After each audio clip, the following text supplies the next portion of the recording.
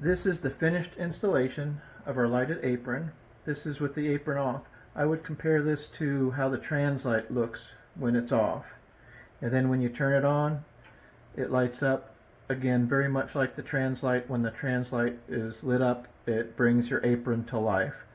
Now the colors will be washed out a little bit in the video. That's just how LEDs do, but this is going to be about equally vibrant as the trans light is.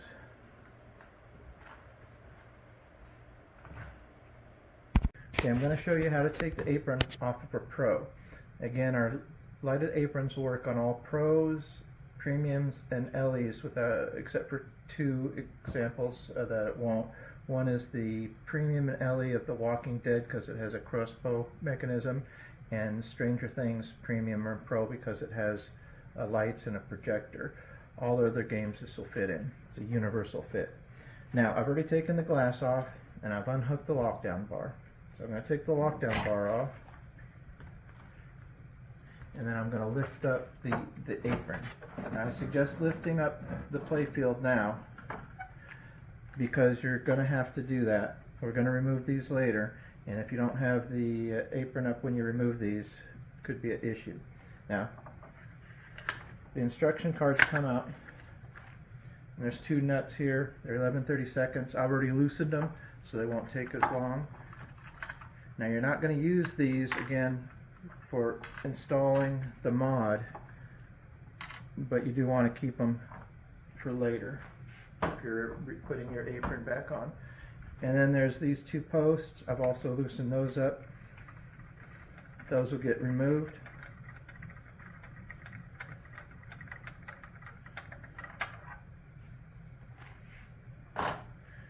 And then I'm going to show you the rest on a Premium.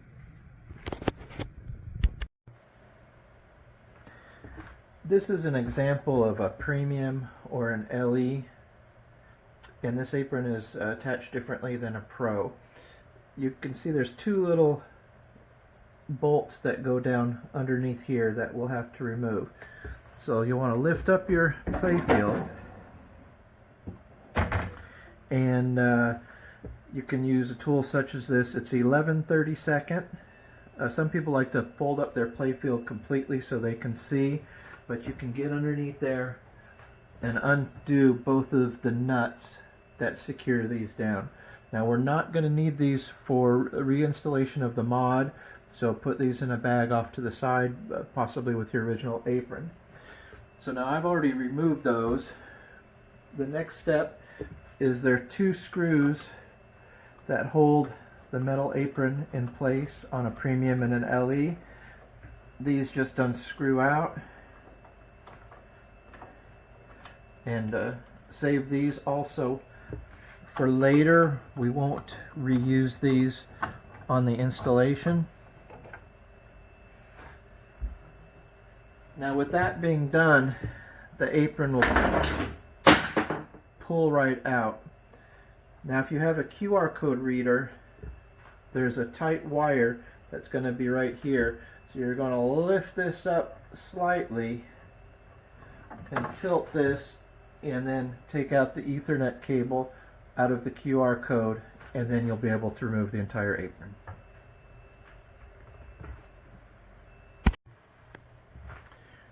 Okay, now that we have the Premium apron off, this is what we have, and now we're going to have to install the light kit. Now this is the light kit, and this has quarter-inch standoff razors. So this is going to end up going down. So if you have slight wires like this, they'll be able to fit underneath the light kit. Now if you have an older LE, you might have one of these over here. You'll have to take it out. Again, some older games might have one or two light things here. You'll have to remove those. Now, the way to install it is get a quarter-inch driver or socket, and you'll remove the screws that hold the bracket in place. I've already untightened them most of the way, so I can quickly take this off. Now, we're going to use these screws again. Just line up the brackets pretty close to the way they were. Now, if you have a twist tie here and it's sticking up, you may need to push it down so it's more flat.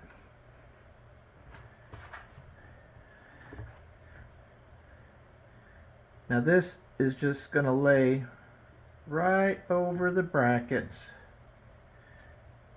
with cutouts. Now this has additional cutouts because if you have a older game that has just legs, those bolts come through here.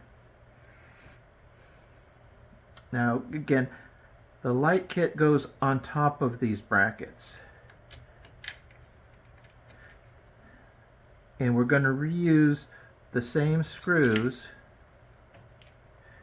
and just the easiest way is just to line this up so you can see in there, and then the screws will pretty much just fall into place. And you want to tighten these all the way down. Now this is made out of 12 gauge steel that's powder coated. This is the same thickness that are used for the back box hinges. So it's very strong. And once this panel is screwed in, and screw these in tight, we literally could pick up the playfield just from the edges of that. But that is your light kit, and then you're ready to install the lighted apron top. Okay, so this is the lighted apron that we're going to install. Now we have these graphics for over 40 different games, over 150 different graphics. So to give you kind of some examples: Deadpool, Rush, black and white version, Ghostbusters. And what's really nice about this mod is this plexiglass piece is screwed in with bolts. And this, for the shooter rod, this is actually a magnet, so it can be replaced. So if you want to purchase this mod and later you decide you want to transfer this to another game because you're selling this, you can purchase just the plastic and the magnet and replace it and put the original apron on it. Now installation is very simple. Now the couple of things that might get in the way a little bit is this with here, or if these wires are up, it might get caught up on here. Now the apron is kind of like a Bally Williams. It has these tongues that are going to go under the metal. So this apron is going to get a 4 connection lockdown system. These two will go under there, and we're going to screw into the back. So it's going to be very secure, and it's going to be so secure that you'll be able to pick up your apron from this mod. The plexiglass that we use is 1/4 of an inch, so it's very strong. So to install it, you're going to set it down just like this. You might have to go over that way just 1/4 of an inch or a little bit, but then it'll realign, and then just pull it forward. Now if you accidentally get one side up and it's too high, just set it down and pull it back. And both of your tongues are underneath there. Now, this is the hardest part of the installation. These 2 holes that are here, our bolts won't screw into them. You have a nut.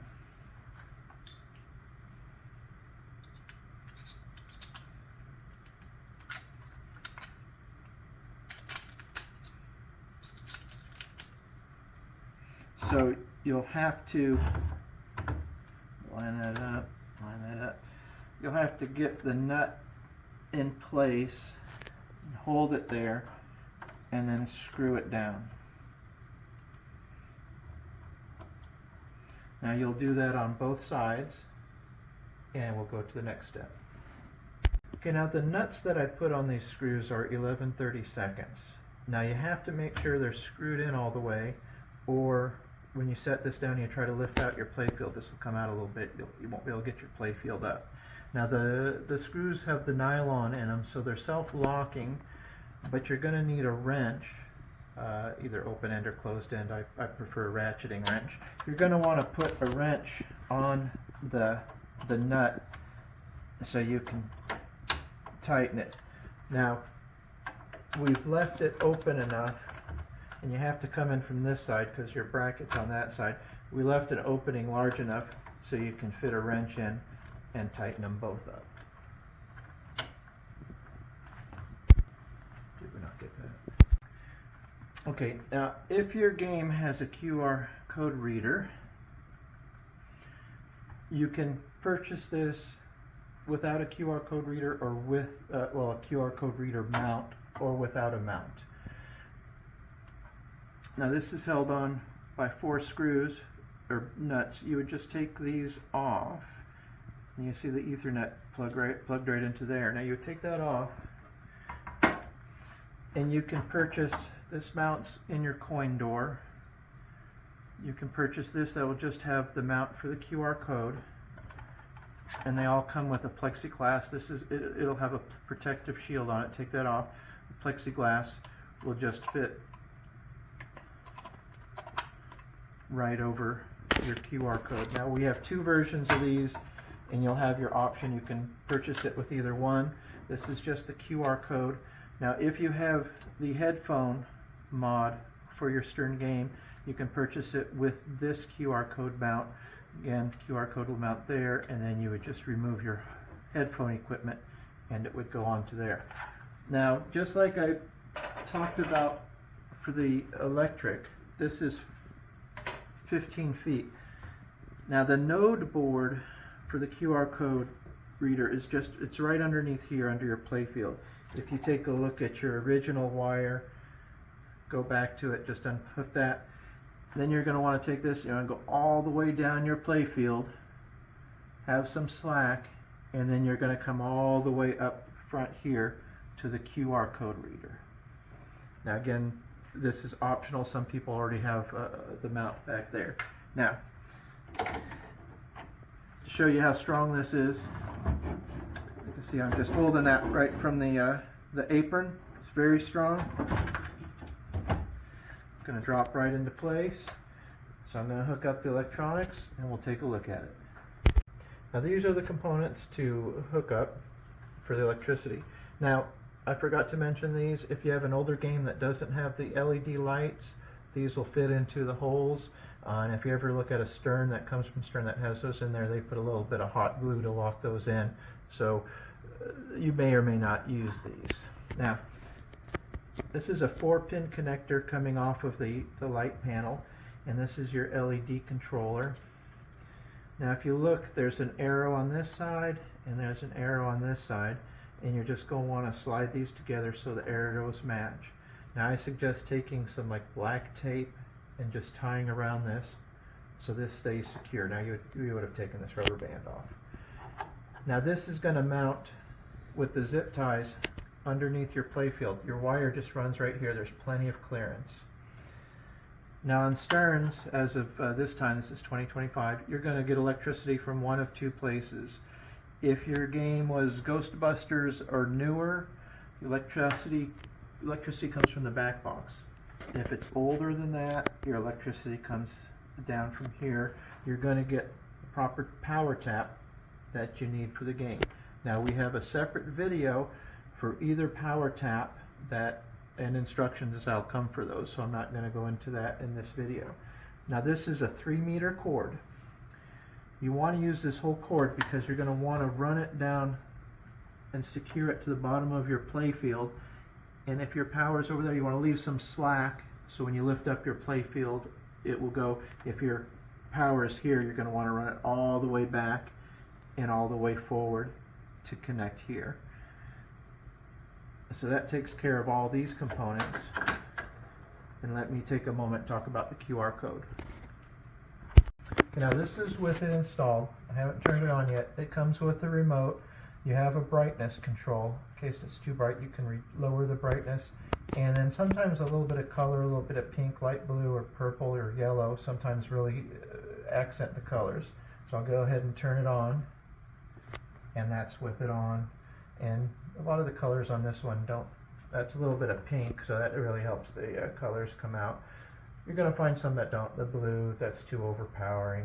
But play a little bit with it. And that's the white again. I think the pink looks a little bit good. But you have all the colors you can adjust. This is going to take a dead spot of part of your game and make it match to your game. Nice and light piece of art. Gorgeous match. And another thing is the way we designed this, the back of the graphic is white and the panel that we put in there was white, so the light reflects really well. So you really don't have much of a shadow where the ball return or the ball eject is. It's a very consistent lighting throughout the whole apron. This is the apron we removed from Godzilla, and this is a QR code reader. If you ordered an apron that had a QR code coin mount door, what you'll do is when your apron's off, you'll turn it over, and there's 4 screws here. Now if you look on the side, you're going to see this one doesn't go all the way down, this one doesn't go all the way down. These are the 2 that are mounting the reader to the board. So you'll just unscrew those. Now we have 2 styles of QR coin door mounts. This one does not have the headphone holes. This one has the headphone holes. You'll have the option of purchasing either of these with the lighted apron.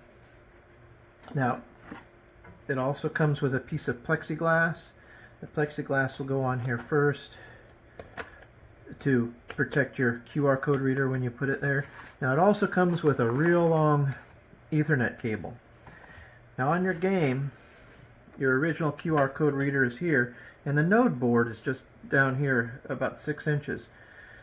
So in the original game it's a very short distance.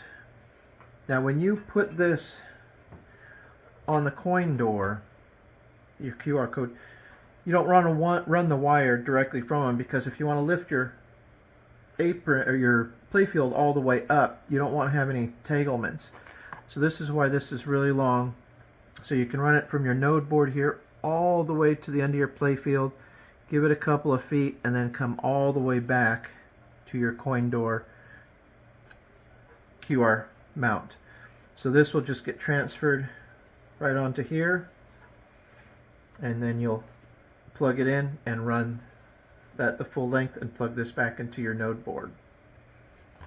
Thank you.